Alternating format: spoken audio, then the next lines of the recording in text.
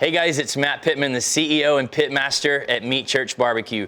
Well, welcome back to my outdoor kitchen here in Waxahachie, Texas. Today we're gonna make something you guys have been asking me for since September of last year, Mexican pulled pork. Hallelujah.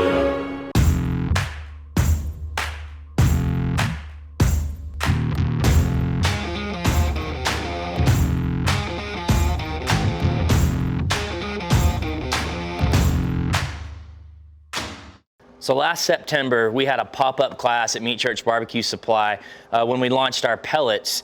And I did something that a friend of mine calls a Mexican pork butt. I'm gonna give you the history of that. But it went over as such a huge success. And all the people on our Facebook Meat Church congregation page have just been saying, make a video, make a video. And so this has been on our list for a while. We had a lot of holiday stuff we had to do, but now it's time. So let's jump right into this. So what do we have here? This is about a 10-pound pork butt. It's bone in, it's prairie fresh, so it's gonna be amazing pork. We're not gonna do a whole lot to it because this is gonna ultimately be pulled pork. So anything I trim off is something that I can't eat. With that said, I'm gonna go ahead and take a boning knife and just trim off kind of the little pieces hanging off, because that'll just burn up kind of into a crisp ultimately, and I'll trim a little bit of the fat while we talk. And I've got this pork butt sitting here on a rosewood topper board. This is something we sell at our shop, so I like to do my prep on these. That way I can kind of take it away and just work on my block with the final product when we're done. So let's just trim off these couple big hunks here. Actually, that was not too bad. A little bit of this fat on the money muscle. So let's talk about the history of this. How did this come to be? Why do we do it?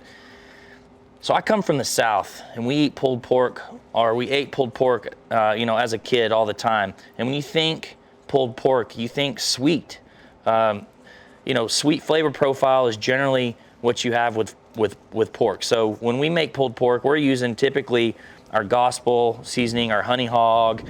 You might be using a sweet barbecue sauce. Just like I said, an overall sweet profile. Well, many years ago, friend of ours, Philip, placed at the American Royal. He actually got second place in the pork category, making what he called a Mexican pork butt. And if you know much about the recipe, it wasn't all that Mexican. Basically, he braised it in a Humex juice, like a fruit juice, so something you find at local Hispanic markets. But it always stuck in our head, and he gave me the recipe years ago. So fast forward to this past year, I was talking to another good buddy of mine, Woody, Sean Woodson. If you guys know Woody, Three Woody's Barbecue out of Kennedale, Texas. Woody's a legend. Woody and I were talking about that recipe, and he started sharing with me something that he's done, and I thought sounded amazing, and that's what we're gonna do right now. So let's flip the script, and let's not go sweet. Let's go savory, so completely different.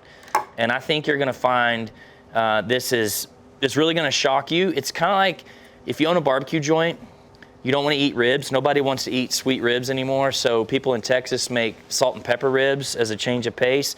That's what this is going to remind you of. No sweetness in this whatsoever. So first things first, we're gonna start with some hot sauce. We're using Cholula hot sauce. You can use whatever you want. We're gonna use this as our binder. I'm gonna start on the fat side first. And no, I did not trim any fat off the back. I'm keeping the fat cap. So this is a binder, adding a little color, obviously a little bit of flavor as well. So let's get it on all sides. This sucker's slippery. I feel like I'm mud wrestling right now. So slather that on really good. So look, this would be an alternative to doing what a lot of the people in the South do, which is mustard. Look at that. Oh yeah. And now we're gonna season very heavily with our Dia de la Fajita. So our fajita seasoning is salt, pepper, onion, garlic, a little bit of citrus. We use it on, obviously, all things fajita, but we also use this on all of our vegetables. It's a great veg seasoning. So this is kind of ends up being an all-purpose for me, and it can be salty, so typically I say go lighter, but not on this. This is a big old cut of meat. It's gonna be pulled pork ultimately. So honestly, it's gonna be hard to over season it. So go liberal, as they say. Clearly you can use whatever season you want. But I'm not gonna give you that PC line today. I'm gonna tell you this is what this recipe is about. This is what Woody uses, this is what I use. This is what we used in that class in September, and it was a huge hit. Liberal. Okay, looks pretty good. So obviously you can see this is gonna be very different from what you're used to, and it's gonna be killer. And there's some more stuff we're gonna do to it as we cook it. But first things first, I need to let the seasoning in here. I'm gonna let this pork butt sweat out, as they say. So let's give it 10, 15 minutes. I'm gonna check on my cooker, and then we'll get to the next step.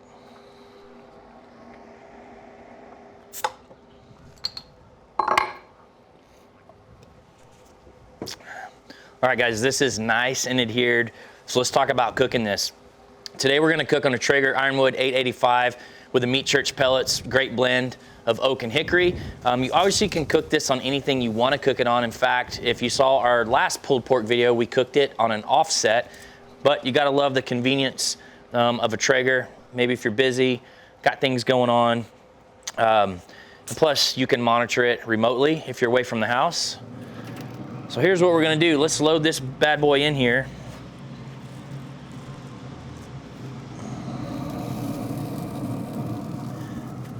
And we're gonna be cooking this for probably 7-8 hours. Let me wipe my hand off here. What we're looking for is actually this next step, which I'm about to get out here for you guys. Change my gloves. So I didn't do anything to this one sitting beside it, other than just let it ride. I haven't spritzed it or anything. Let me pull this out. One-hander here. Ooh, soft underneath and hot. Let's bring this out.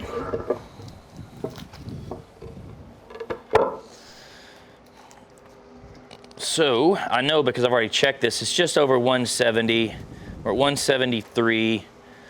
This is the wrap stage of this pork butt. So you've just got this really pretty bark. Now you can see it's not as beautiful mahogany or kind of bright red from the sweeter stuff we did, because you've got that hot sauce on here, you've got the fajita on here, so it's not gonna look as pretty. Basically, it's just gonna be a little darker.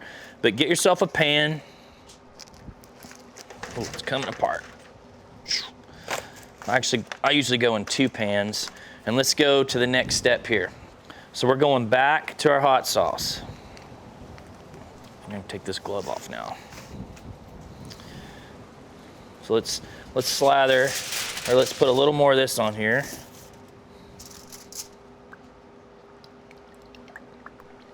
All over it. And for those of you wondering right now, don't worry, this isn't gonna be blazing hot. I can't handle super hot stuff, and I love this. But clearly, put on the amount that you like. This is gonna be great right here. We're gonna add some more seasoning. This is a really common step for me at the wrap stage of pork, back when I was competing, or if I'm making it at home. I usually will put more seasoning in at this stage. So a little more seasoning.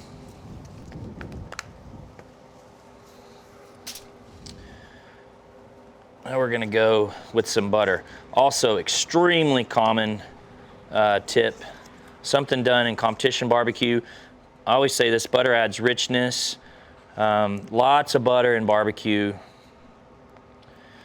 And I'm gonna go back to my old line. I ain't here to help you lose weight. I'm here to help you enjoy life. Oh, this butter's soft. So this is salted butter that I sliced up. Let me get my knife out here. Let this butter get a little too soft. Okay. And then I'm gonna go with a little bit of chicken stock down in the bottom, because we're basically gonna braise this. And this is about a 1/2 cup. It's not a whole lot. But again, get away from that sweet profile. This works really, really well. So that's good to go. So let's get her boiled up.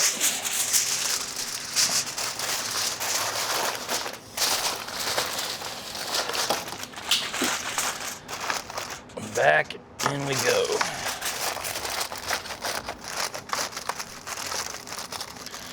Okay. We're gonna go back in the Traeger, still running 250 degrees. I can make myself a little more room by grabbing my final product here. So once you're back in the cooker, you're gonna roll this. Let me put my probe back in here. Ooh, that's hot. Put my meat probe right in the middle. There we go. All right, that is hot.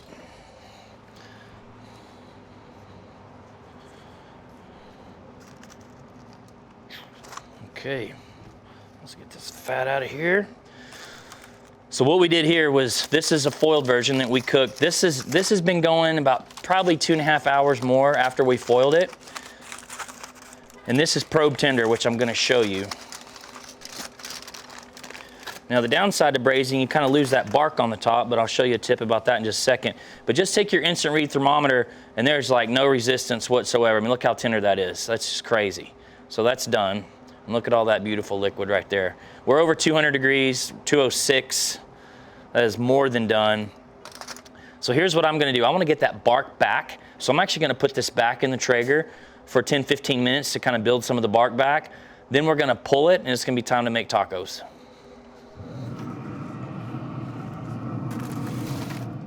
All right, guys, let's get this pork butt out of the Traeger. The bark's not completely back, but you can see it firmed up a little. You know, you don't have to do that for this in particular, but it's a good lesson just in barbecue in general, especially for those of you that wrap your briskets in foil. It's a way that you could pull the protein out of the foil, put it back in the cooker, and kind of build some or gain that bark back. I'm gonna pour out, there's a ton of juice in here. It's gonna be way hot, so be careful with this.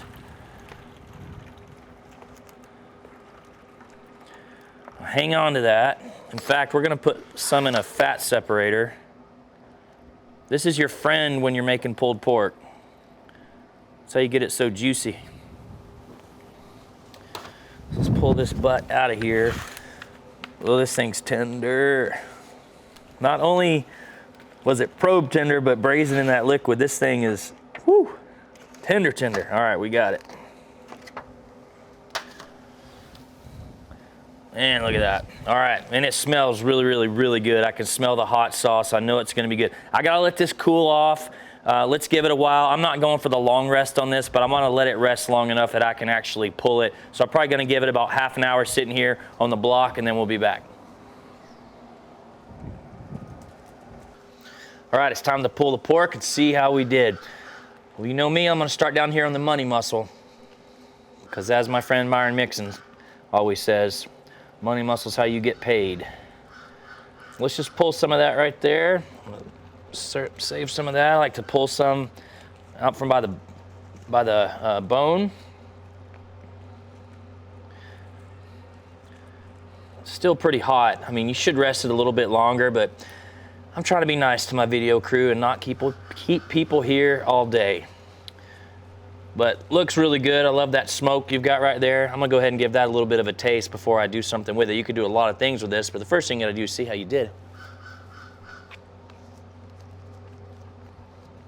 That pork flavor is great. I love the savoriness that I'm picking up from that. But anytime that I pull pork, I love that. I'm like 3-4 seconds later, I'm feeling the savory, the not normal sweet. It's gonna blow your mind because you're used to this being sweet, and that's not what you're gonna get. Anytime I pull pork, I do a couple things. I put some more seasoning in it. Another big competition thing, people put a finishing dust on stuff, so mix some of that in there if you want. And I mentioned to you guys that I put some of the jus in a fat separator, and you can see that it did its job. Now, that liquid's not just fat, it's also obviously some of the chicken stock, and you can see the separation. But what I'll normally do is I'll kind of dredge back through that as well. This is great for pulled pork sandwiches. Anytime you're making pulled pork, if you want to not have to have barbecue sauce, just put some of that back in it. And what you got right there is just super juicy pork. Now, man, that's good. That's insanely good. If you want it hotter, this is when you say, all right, I want a little more hot sauce on it. So here you can kind of deal with your crowd here. You can have some that's not too hot. You can have some that's a little more hot by adding some hot sauce right here. Obviously that's like super moist, juicy. Ah, that's good. People that make barbecue all the time don't eat the core meats. Like, you're not gonna find me making pulled pork all the time. You're not gonna find me making brisket for my family all the time. But that's a great change of pace that I would love. But here's my preferred way to eat this. Now, got some fresh flour tortillas that were made this morning. Clearly, you could do this on a bun. You can make a pulled pork sandwich. You can do whatever the heck you want to do. But if we're gonna call this Mexican pulled pork, then my God, we're gonna make a taco. I got a little bit of red onion. You could also do white. Little cilantro. Little cotija, a little more cotija cheese. And I got a creamy hot sauce out of Austin I like called Blue Top. This is lime jalapeno. We also have an amazing pico recipe on meatchurch.com. All of our recipes are on meatchurch.com, but the pico would be great on it. You know, kind of top it with whatever you want.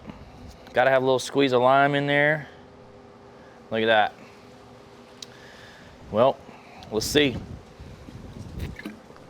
how y'all think it's gonna be. Ooh, looks good.